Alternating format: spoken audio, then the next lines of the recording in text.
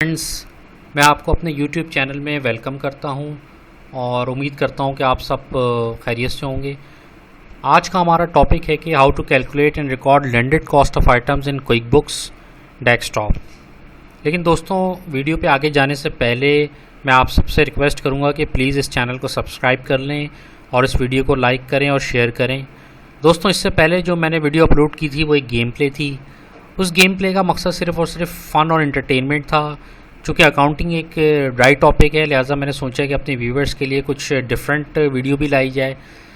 लिहाजा मैं आगे भी फ्यूचर में भी अच्छे हम गेम प्ले देखेंगे। अब दोबारा हम आ जाते हैं अपने टुडेज़ टॉपिक पे, जो कि लैंडेड कॉस्ट के बारे में। अच्छा, लैंडेड कॉस्ट क्या होती है? Landed cost is the total charges associated with getting a shipment of product to एक डेस्टिनेशन। और इसमें जो है वो प्रोडक्ट की अपनी कॉस्ट शामिल होती है, प्लस उसके अंदर जो शिपिंग चार्जेस होते हैं या हम जो ड्यूटीज़ और टैक्सेस पे करते हैं वो सब चीज़ें शामिल होती हैं। और नॉर्मली लैंडेड कॉस्ट एसोसिएट होती है वो इंपोर्ट बेस्ड प्रोडक्ट के ऊपर एसोसिएट होती है। तो हम इसको एक इलस्ट्रेशन के ज़रिए और इसको समझने की कोशिश करते हैं कि ये क्या है। ये इलस्ट्रेशन खोलते हैं जो कि मैंने ख़ास तौर पे आप लोगों के लिए बनाई है। दोस्तों, इस इलस्ट्रेशन के अंदर मैं एक कंपनी, चाइना गुड्स कंपनी, जो कि एक चाइनीज़ कंपनी है, उसको मैं ऑर्डर करूँगा 3 आइटम्स। ये 3 आइटम्स हैं मेरे पास, आइटम 1, आइटम 2, आइटम 3, और इनकी अलग अलग यूनिट कॉस्ट है, इनकी अलग अलग क्वांटिटीज़ हैं। तो मेरे पास एक जो वेंडर चाइना गुड्स कंपनी का जो बिल आएगा वो 3750 का आएगा। लेकिन चूँकि ये चाइनीज़ कंपनी है, ये प्रोडक्ट को वहाँ पे शिपिंग चार्जेस के शिपिंग लाइन के हवाले करेगी। जो मेरा डेजिग्नेटेड शिपिंग लाइन है वो चाइना शिपिंग को मैं ऑर्डर कर रहा हूँ कि वो इस प्रोडक्ट को, तीनों प्रोडक्ट को लेके पाकिस्तानी पोर्ट पहुँचे, चाइनीज़ पोर्ट से। लिहाजा ये जो चाइना शिपिंग कंपनी है ये भी मुझे बिल करेगी, ये मुझे शिपिंग चार्जेस के बिल करेगी। इनका टोटल बिल लेट सपोज के 300 का है, और मुझे ये जो टोटल 300 का बिल है इसको तीनों प्रोडक्ट पे डिवाइड करना है कि हर प्रोडक्ट पे कितना आता है। तो मैं उसके लिए वेटेड एवरेज यूज़ करूँगा, जो कि प्रोडक्ट का अपनी जो कॉस्ट है गुड्स की, चाइना गुड्स कंपनी की, जैसे कि 1000, 1350 एंड 1400, उसका जो टोटल बनता है 3750, उसकी बेसिस पे मैंने इसको एलोकेट कर दिया। ये फार्मूला लगा है, आप देख सकते हैं 300 को। तो ये मेरी हर प्रोडक्ट के साथ एसोसिएट हो गई ये कॉस्ट। अच्छा, उसके बाद फिर हम जब ये शिपमेंट पाकिस्तानी पोर्ट्स पे पहुंचेगी तो वहाँ पे पाकिस्तान कस्टम्स अथॉरिटी जो है वो वहाँ पे कस्टम ड्यूटी कलेक्ट करेगी, और भी दूसरे चार्जेस होते हैं। तो लेट सपोज कि कस्टम ड्यूटी 10% है इन तीनों प्रोडक्ट का, तो ये डायरेक्टली जो है वो एसोसिएट हो जाएगी इसकी हर प्रोडक्ट के साथ। जैसे कि आप देख सकते हैं कि ये टोटल वैल्यू इसका 10% मैंने ले लिया है, क्योंकि ये 10% ड्यूटीज़ हैं। तो ड्यूटीज़ के चार्जेस जो 375 बनेंगे। अच्छा, उस ड्यूटीज़ के अलावा मैं अपने क्लियरिंग एजेंट को जो शिपमेंट क्लियर कराने के पैसे दूंगा, उसमें बहुत सारे चार्जेस होते हैं। उसमें हैंडलिंग चार्जेस होते हैं, स्टफिंग, डी स्टफिंग, उसके अपने चार्जेस होते हैं। तो उन सब का टोटल लेट सपोज के 177 है, जो कि मेरा क्लियरिंग एजेंट मुझे बिल करेगा। तो इसको भी मैं प्रोडक्ट के हिसाब से एलोकेट करूँगा और उसकी बेसिस वही रखूँगा जो मैंने शिपिंग चार्जेस की रखी थी, यानी कि मैं उसको उसकी प्रोडक्ट की वेटेड एवरेज की बेस पे कॉस्ट करूँगा। आप देख सकते हैं कि मैंने इसको वेटेड एवरेज की बेसिस पे इसको एलोकेट कर दिया इन तीनों कॉस्ट को। अच्छा, अब मेरा जो टोटल अदर चार्जेस हैं, जो यानी कि प्रोडक्ट की अपनी कॉस्ट के अलावा जो चार्जेस हैं उनका टोटल मैंने कर लिया है। वो shipping charges plus custom duty plus clearing agent के जो चार्जेस हैं उनका टोटल है। आप देख सकते हैं यहाँ पे तीनों प्रोडक्ट का अपने चार्जेस हो गए। अच्छा, टोटल लैंडेड कॉस्ट जो मेरी बनेगी वो टोटल होगी मेरी प्रोडक्ट की अपनी कॉस्ट, यानी कि चाइना गुड्स कंपनी ने जो मुझे बिल किया है वो, और प्लस मेरी अदर चार्जेस जिसमें शिपिंग, कस्टम ड्यूटी और क्लियरिंग चार्जेस शामिल हैं, उन तीनों का टोटल होगी। तो ये मेरी टोटल लैंडेड कॉस्ट बन गई यहाँ पे। और मैं पर यूनिट लैंडेड कॉस्ट भी निकाल सकता हूँ। अगर मैं लैंडेड कॉस्ट को डिवाइड कर दूँ क्वांटिटी के साथ, तो ये मेरी पर यूनिट लैंडेड कॉस्ट आ गई। तो दोस्तों, अब इन तमाम ट्रांजैक्शन को हम क्विक बुक्स में कैसे रिकॉर्ड करें, हम देखते हैं क्विक बुक डेस्कटॉप में। सबसे पहले तो आप ये तीनों आइटम डेस्कटॉप क्विक बुक्स में खोल लें, आइटम 1, 2 एंड 3, जो कि मैं ऑलरेडी खोल चुका हूँ। प्लस आपने एक चीज़ का और ध्यान रखना है कि आपने अपने चार्ट ऑफ अकाउंट्स पे एक नया अकाउंट खोलना है, इन्वेंट्री अदर चार्ज। ये देखिए मैं ये खोल चुका हूँ, इन्वेंट्री अदर चार्ज। उसका रीज़न ये है कि जो हम ये जो हमारी कॉस्ट, ये इलस्ट्रेशन है, इसमें जो हमारी जो प्रोडक्ट के अलावा कॉस्ट है, ये बेसिकली कॉस्ट हमारी प्रोडक्ट से एसोसिएट हो रही है, तो हम इसको अलग रखना चाह रहे हैं, हम अलग अकाउंट में इसको रिकॉर्ड करना चाह रहे हैं। और जब हम लैंडेड कॉस्ट बनाएंगे तो ये अदर चार्जेस जो हैं ये उठ के हमारी मेन इन्वेंट्री अकाउंट में ट्रांसफ़र हो जाएंगे, प्रोडक्ट के ऊपर चार्ज हो जाएंगे। यानी आइटम 1 जो मैं रिकॉर्ड करूँगा, जो मेरी यूनिट कॉस्ट है 100 की और 1000 की, वो लैंडेड कॉस्ट बनाने के बाद 1227 हो जाएगी। तो आप इसको अलग रिकॉर्डिंग के लिए मेरा मशवरा यही है कि आप इसको एक अलग सेपरेट अकाउंट बना लें इन्वेंट्री अदर चार्जेस का, और वो अदर एसेट में खोलें, क्योंकि हम जितने भी चार्जेस पे कर रहे हैं, शिपिंग हो, कस्टम ड्यूटी हो, ये हमारा एक्सपेंस नहीं है, बल्कि ये हमारी प्रोडक्ट की कॉस्ट है, और हम इसको प्रोडक्ट की कॉस्ट में, अपनी इन्वेंट्री की कॉस्ट में लेंगे, ताकि हम जब इसको सेल करें तो हमारे पास टोटल सही मार्जिन आ जाए। तो दोस्तों, सबसे पहले तो मैं जो China shipping company, China goods company है, उसको मैं ये ऑर्डर करूँगा, ये तीनों आइटम वो वहाँ से इसको शिप करेंगे। तो मैं सबसे पहले मैं चाइना शिपिंग कंपनी जो है इसका बिल रिकॉर्ड करूँगा 300 से।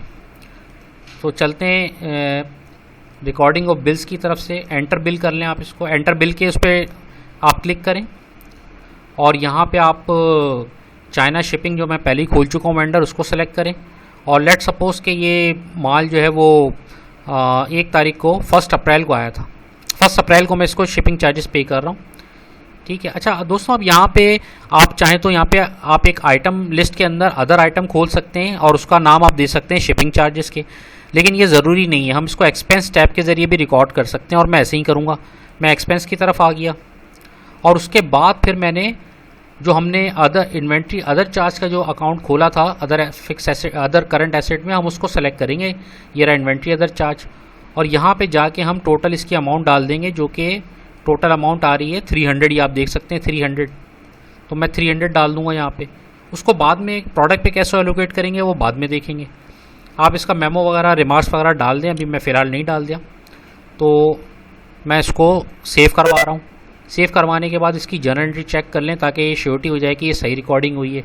जर्नल एंट्री चेक करने के लिए आप रिपोर्ट्स पे जाएं, ट्रांजैक्शन जर्नल पे जाएं, और यहाँ आप जाके देख लें कि ये हमारा अकाउंट्स पेबल क्रेडिट हो गया है चाइना शिपिंग का, और इन्वेंट्री अदर चार्ज जो हमने नया अकाउंट खोला था वहाँ पे ये डेबिट हो गया है, ये जो हमने चार्जेस पे किए। अब हम अगले अपने उस पर बढ़ते हैं आगे की तरफ, और इस इलस्ट्रेशन में आप देखें, उसके बाद हम पाकिस्तान कस्टम्स को पे करेंगे 375 इन प्रोडक्ट का, इन तीनों प्रोडक्ट का। तो अब आप दोबारा से एंटर बिल्स पे आ जाएं, और यहाँ पे आप पाकिस्तान कस्टम्स को सेलेक्ट कर लें। ये रहा पाकिस्तान कस्टम्स। लेट सपोज़ कि ये 2 तारीख को शिपमेंट पाकिस्तानी पोर्ट्स पे पहुँचा है, और यहाँ पे दोस्तों वहीं दोबारा से आप इन्वेंट्री अदर एसेट को सेलेक्ट करें, इन्वेंट्री अदर चार्जेस को, और यहाँ पे आप टोटल जो इसका बिल है जो कि 375 का बनेगा, आप इसको इसकी अमाउंट यहाँ पे एंटर कर लें 375। मेमो वगैरह आप रिमार्क्स डाल दें, उसको सेव कर लें, और उसकी जर्नल एंट्री चेक करें, ताकि इसकी श्योरिटी हो सके कि ये सही रिकॉर्ड हुआ है कि नहीं हुआ। रिपोर्ट्स में जाएं, ट्रांजैक्शन जर्नल में जाएं, और आप देख सकते हैं कि पाकिस्तान कस्टम्स का हमने पेबल अकाउंट क्रेडिट कर दिया है, और इन्वेंट्री अदर एसेट को, इन्वेंट्री अदर चार्जेस को हमने डेबिट हो गया है ये इस बिल के ज़रिए। सो ये ट्रांजैक्शन सही रिकॉर्ड हो गई है। उसके बाद तीसरी ट्रांजैक्शन पे आप आ जाएं। तीसरी ट्रांजैक्शन जो है वो हमारे क्लियरिंग एजेंट की है। क्लियरिंग एजेंट का जो बिल है मैं उसको पे करूँगा, ये मेरा क्लियरिंग एजेंट है, इसको मैं 177 पे करूँगा। तो मैं यहाँ इसको 177 पे कर इसकी लायबिलिटी रिकॉर्ड कर लेता हूँ। ये रहा क्लियरिंग एजेंट ही हमारा, और इसको भी लेट सपोज़ कि हम 2 तारीख को ही पेमेंट करेंगे। अगेन आप इन्वेंट्री अदर एसेट को, अदर चार्जेस को ही आप इसको में सेलेक्ट करें, और अमाउंट आप एंटर कर दें। अमाउंट है इसकी टोटल क्लियरिंग चार्जेस की 177। आप इसको 177 एंटर कर दें, और इसको रिकॉर्ड कर लें, सेव कर लें, और इसकी जर्नल एंट्री लेकिन अगेन चेक करें। जर्नल एंट्री ज़रूर चेक किया करें, क्योंकि इससे आपकी अकाउंटिंग का कॉन्सेप्ट भी क्लियर होता है, और प्लस ये है कि हम इसकी ट्रांजैक्शन की करेक्टनेस भी चेक कर लेते हैं। देखिए again inventory other asset, other inventory other charges again debit हो चुका है 177 से, और क्लियरिंग एजेंट का अकाउंट्स पेबल क्रेडिट हो गया। अच्छा, पेमेंट्स वगैरह हम बाद में बना लेंगे, क्योंकि हम ये एक इलस्ट्रेशन सिर्फ और सिर्फ अपनी लर्निंग पर्पज़ के लिए कर लें। तो अब हम लैंडेड कॉस्ट की तरफ मूव करते हैं कि हमने ये तीनों चार्जेस पे कर दिए। अच्छा, अब जो है हम चूँकि माल हमारे वेयर हाउस में पहुँच चुका है ये तीनों आइटम्स, तो हम चाइना गुड्स कंपनी का जो है बिल रिकॉर्ड करेंगे। आप यहाँ पे आ जाएं, लेकिन आप इसको सिर्फ यहाँ एंटर बिल से नहीं बल्कि आप यहाँ रिसीव इन्वेंट्री के ज़रिए इसको रिकॉर्ड करें, रिसीव इन्वेंट्री विद बिल के नाम से। अगेन ये हमारा 2 तारीख को, लेट सपोज 3 तारीख को ये माल हमारे वेयर हाउस में पहुँच चुका है। अब हम चाइना गुड्स कंपनी का बिल रिकॉर्ड कर लेंगे। अच्छा, यहाँ पे दोस्तों हमें आइटम के ज़रिए जाना पड़ेगा। उसका रीज़न ये है कि हमने अलग अलग आइटम हम आ रहे हैं यहाँ पे, चूँकि अदर चार्जेस नहीं है बल्कि प्रोडक्ट की अपनी कॉस्ट है। तो हम सब देख लेते हैं। आइटम 1, आइटम ए के नाम से मैंने खोला है, आप इसको देख लीजिएगा। और इसकी यूनिट कॉस्ट है 100, जो कि मैं ऑलरेडी सेट कर चुका हूँ, और इसकी क्वांटिटी है 10। तो इसकी क्वांटिटी डाल देते हैं 10, पहले आइटम की 10 क्वांटिटी डाल दी। उसके बाद फिर आइटम बी आ जाता है। आइटम बी की क्वांटिटी आ रही है 9, तो मैं यहाँ 9 एंटर कर देता हूँ। यूनिट कॉस्ट में आइटम के अंदर ऑलरेडी मेंशन कर चुका हूँ। इसके अलावा आइटम सी आ जाता है यहाँ पे। आइटम सी की जो क्वांटिटी है वो है 7, तो यहाँ पे मैं 7 एंटर कर दूँगा। और ये ज़रूर श्योर कर लें कि जो मेरे टोटल अमाउंट ऑफ बिल जो है वो इससे टैली हो रहा हो। देखें 3750, और क्विक बुक्स में भी 3750, लिहाजा ये बिल जो है वो मैं रिकॉर्ड कर रहा हूँ। मैंने इसको रिकॉर्ड कर दिया बिल को। और अब मैं इसकी जर्नल एंट्री चेक करूँगा। जर्नल एंट्री के लिए रिपोर्ट में जाएं, ट्रांजैक्शन जर्नल में जाएं, और ये आप देख सकते हैं यहाँ पे कि आप चाइना कस्टम का अकाउंट्स पेबल का अकाउंट्स जो है हमने क्रेडिट कर चुके हैं, और इन्वेंट्री एसेट में इन तीनों आइटम्स की अलग अलग कॉस्ट हम इसको डेबिट कर चुके हैं। तो ये तमाम ट्रांजैक्शन हमने क्विक बुक्स में रिकॉर्ड कर ली है। अब इसकी हम लैंडेड कॉस्ट रन करते हैं। लैंडेड कॉस्ट का ऑब्जेक्टिव यही है कि जो मैंने इन तीनों प्रोडक्ट की कॉस्ट बुक की है 300 750, इसमें हम अदर चार्जेस को इंक्लूड कर दें, यानी कि 300 शिपिंग चार्जेस, कस्टम ड्यूटी और क्लियरिंग चार्जेस, जिसका टोटल 852 बनेगा। और जिसकी वजह से हमारी जो प्रोडक्ट की कॉस्ट है अब वो 3750 नहीं रही, बल्कि अब वो 4602 हो चुकी है। और इस 4602 को हमें इन तीनों आइटम पे एलोकेट करना है इस एक्सेल की कैलकुलेशन के हिसाब से। तो फ्रेंड्स, इसके लिए ज़रूरी है कि आप यहाँ पे इन्वेंट्री एक्टिविटीज़ के अंदर आ जाएं, और इन्वेंट्री एक्टिविटीज़ के अंदर adjust quantity / value on hand को आप क्लिक करें। 4 तारीख को हम ये करने जा रहे हैं। अच्छा, यहाँ पे सबसे ऊपर आप जो एडजस्टमेंट टाइप है इसमें आप क्वांटिटी टोटल वैल्यू को सिलेक्ट करेंगे, क्योंकि क्वांटिटी हम ऑलरेडी बिल के ज़रिए एंटर कर चुके हैं, उसमें कोई चेंजेस नहीं आएगी। अच्छा, एडजस्टमेंट अकाउंट हम फिर वही सेलेक्ट करेंगे जो हमने इन्वेंट्री अदर चार्ज को, जहाँ पे हमने सारे डेबिट्स किए थे, तो इन्वेंट्री अदर चार्जेस, ताकि हम उसको जो इन्वेंट्री अदर चार्जेस के अंदर 852 रुपीज़ पड़े हुए हम इसको प्रोडक्ट की अपनी कॉस्ट पे चार्ज कर दें। तो यहाँ मैंने कर दिया। अब यहाँ पे आप जाके तीनों आइटम सेलेक्ट कर लें। आइटम ए, अच्छा आइटम ए सेलेक्ट करने के बाद आप देखें कि यहाँ पे वो इसकी क्वांटिटी 10 दिखा रहा है और वैल्यू 1000 दिखा रहा है, जो कि इस एक्सेल की शीट से बिल्कुल मैच करती है। लेकिन इसकी जो लैंडेड कॉस्ट अब नहीं है वो है 1227, 1000 नहीं है। तो आप इसको यहाँ पे जाके 1227 न्यू वैल्यू में डाल दें। इसी तरह आप आइटम बी सेलेक्ट करें। आइटम बी, इसकी वो टोटल वैल्यू दिखा रहा है 1350, जो कि यहाँ पे 1350 आ रही है, लेकिन इसकी न्यू वैल्यू 1657 है। लैंडेड कॉस्ट जो इसकी है, तो आप यहाँ पे 1657 डाल दें, 1657। इसी तरह आप आइटम सी के में जाके और इसकी न्यू वैल्यू डाल दें। इसकी वैल्यू 1400 दिखा रहा है, आप देख सकते हैं यहाँ पे 1400 आ रही है, लेकिन इसकी जो लैंडेड कॉस्ट है 1718 है। तो आप यहाँ जाके इसकी 1718 इसको मैनुअली एंटर कर दें। दोस्तों, आपने ये नोट किया होगा कि मैं सिर्फ और सिर्फ वैल्यू में जाके एडजस्टमेंट कर रहा हूँ, क्योंकि क्वांटिटी मैं चाइना गुड्स कंपनी के जो बिल है उसमें ऑलरेडी रिकॉर्ड कर चुका हूँ। तो आपने ये गलती नहीं करनी कि आप वो क्वांटिटी को भी जाके के चेंज करें, आप सिर्फ और सिर्फ वैल्यू जाके चेंज करें। अच्छा, मेमो में आप लिख दें कि लैंडेड कॉस्ट, और जो भी इसका एलसी नंबर वगैरह होगा आप उसके हिसाब से इसको डाल दें। अब ये लैंडेड कॉस्ट जो है वो मैं रिकॉर्ड करूँगा इसको, तो इसको जस्ट सिर्फ और सिर्फ जाके इसको सेव करवा देना है आपने। ये सेव हो गया है। अब जाके इसकी आप जर्नल एंट्री चेक करें। अच्छा, इसकी जर्नल एंट्री चेक करने का यहाँ से कोई ऑप्शन नज़र नहीं आ रहा, तो हमें इस लैंडेड कॉस्ट को अपनी बैलेंस शीट्स के हिसाब से जाके चेक करना पड़ेगा। आप रिपोर्ट्स में जाएं, कंपनी एंड फाइनेंशियल में, और बैलेंस शीट स्टैंडर्ड में आ जाएं, और 4 तारीख की ये बैलेंस शीट आ रही है। दोस्तों आप ये देखें कि आप इन्वेंट्री अकाउंट्स में आ जाएं। अब यहाँ पे इन्वेंट्री अदर एसेट्स का अकाउंट नहीं आ रहा, अदर चार्जेस का अकाउंट नहीं आ रहा, क्योंकि वहाँ से सारी की सारी कॉस्ट ट्रांसफ़र हो चुकी है इन्वेंट्री एसेट में। आप इन्वेंट्री एसेट में आ जाएं और यहाँ पे आप इसको सॉर्ट करवा लें बाय आइटम।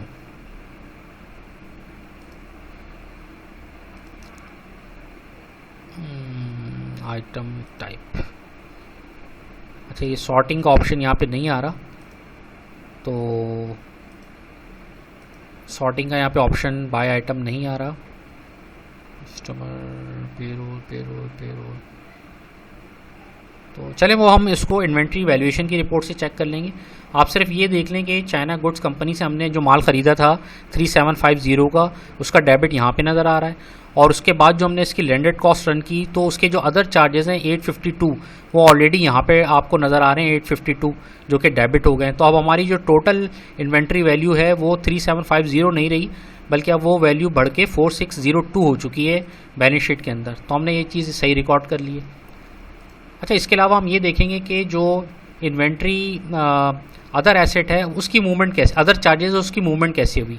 तो उसके लिए मैं चार्ट ऑफ अकाउंट में चला जाता हूँ। अपने चार्ट ऑफ अकाउंट में जाने के बाद इन्वेंट्री अदर एसेट में जाके राइट क्लिक करूँगा और यहाँ पे इसकी क्विक रिपोर्ट्स चलाऊँगा, जो कि असल में इसका GL है, जिसको आप कुछ भी बोलते रहें।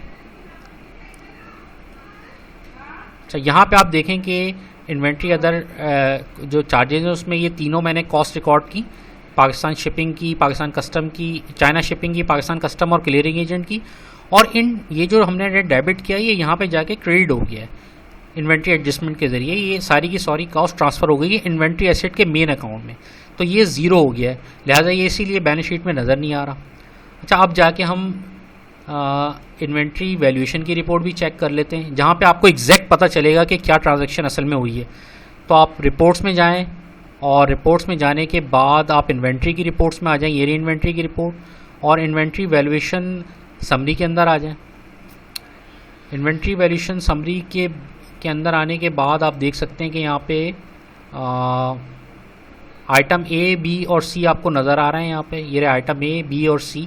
अब देखें यहाँ पे जो इसकी कॉस्ट आ रही है, जैसे पहला जो आइटम है इसकी कॉस्ट आ रही है 122.70, जो कि हमारी लैंडेड कॉस्ट से बिल्कुल मैच करती है। यहाँ पे पॉइंट्स में भी असल में आ गई है। इसी तरह आइटम B की जो कॉस्ट आ रही है 184, आप जाके देख सकते हैं 184, जो इसकी यूनिट कॉस्ट है बेसिकली। मैं इसकी टोटल कॉस्ट की अभी बात नहीं कर रहा, टोटल भी आप चेक कर लें 1657 आ रही है यहाँ पे। सेकंड उसकी आइटम B की 1657 आ रही है। इसी तरह आइटम A की 1227 आ रही है, यहाँ पे आप चेक कर लें, यहाँ पे भी 1227 आ रही है। और आइटम C की 1718 आ रही है, ये रही 1718। तो दोस्तों हमने ये जो अदर चार्जेस था इसकी लैंडेड कॉस्ट बना के इसको आइटम पे एलोकेट कर दिया है, यानी कि ये लैंडेड कॉस्ट सिस्टम में रिकॉर्ड हो गई है। तो अगेन हम दोबारा से एक दफ़ा इसको रीचेक कर लेते हैं। इन्वेंट्री वैल्यूएशन समरी की जगह अब हम इन्वेंट्री वैल्यूएशन डिटेल रिपोर्ट चला के रन करके देखते हैं। डिटेल रिपोर्ट के अंदर आपको ये फैसिलिटी है कि आप इसको आइटम के हिसाब से अलग अलग देख लें। देखें आइटम के हिसाब से अलग अलग आ रही है। आइटम A को आप देखें, सबसे पहले हमने चाइना गुड्स कंपनी का जो बिल रिकॉर्ड किया था उससे इसकी जो कॉस्ट थी वो 1000 थी, ये 1000 थी यहाँ पे। और उसके बाद जो मैंने इसको अदर चार्जेस रिकॉर्ड किए तो अदर चार्जेस की जो वैल्यू थी 227 थी।